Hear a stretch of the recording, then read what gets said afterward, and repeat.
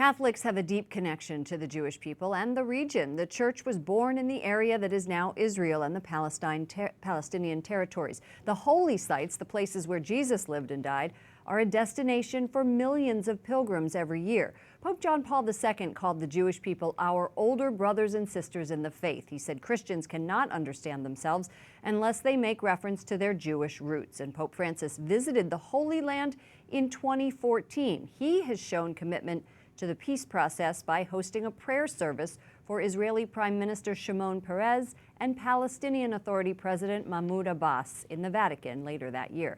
Joining us now is Blaise Misztal, Director of National Security for the Bipartisan Policy Center. Blaise, welcome to the program. Good evening. Good to be with you, Lauren. No U.S. president has been successful in brokering this peace deal. Is this something that Donald Trump should be focusing on? He says he thinks that his son Jared Kushner can broker, quote, the toughest deal in the world. Well, partially because no one has accomplished it. It's such a prize, right? If you can get this, this is the legacy of all legacies. This is the deal of all deals. If you want to be known for the art of the deal, this is what you have to accomplish. Is this what they should be focusing on with Israel? Well, but that's the flip side of this. Bill Clinton didn't accomplish this when the Middle East was relatively peaceful. George Bush didn't accomplish this when we just had a war in Iraq. Obama didn't accomplish this when he just had wars in Iraq and Afghanistan and just starting in Syria. The Middle East is much more restive now. There's a lot more issues at stake. Whether this is the right place to focus is unclear. Is up for debate. Israel can be a key partner, though, in navigating regional issues, I think, that are important to the U.S. What are those regional issues? I think there's three: Iran, Iran, and Iran. And if you were to ask in the Middle East if there's any upside to President Obama's Middle East policies, they would say the fear of Iran had the side effect of bringing Israel and Sunni Arabs, specifically Saudi Arabia, the Gulf countries, closer together because they both fear the growing power of Iran.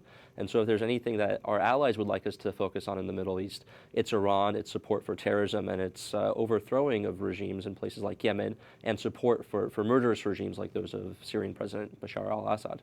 The other thing that came up was moving the embassy from Tel Aviv to Jerusalem, and President Trump said that it had to be done with great care. What is going to happen?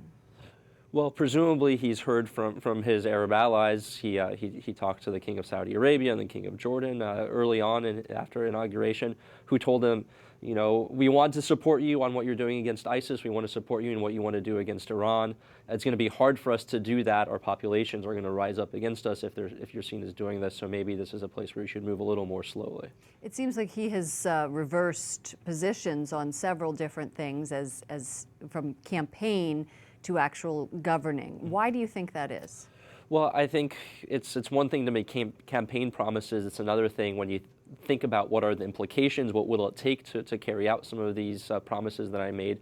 You mentioned you mentioned the embassy. There's also tearing up the Iran deal. There's support for settlements, all of which he's walked back, presumably because he's heard either from our own diplomats or our allies, you know, there's side effects here that we should think through or at least prepare for before we do this. But yet, you know, he still wants to charge ahead. We saw today, he said, maybe we're not going to support the two-state solution, which is a major change from U.S. policy over the last 15 years. Saying that he wants to do what they want, what will bring peace, again, yes, to the gold ring. Right. Okay, Blaise Misztal, thank you so much, the Bipartisan Policy Center. Thank you, Lauren.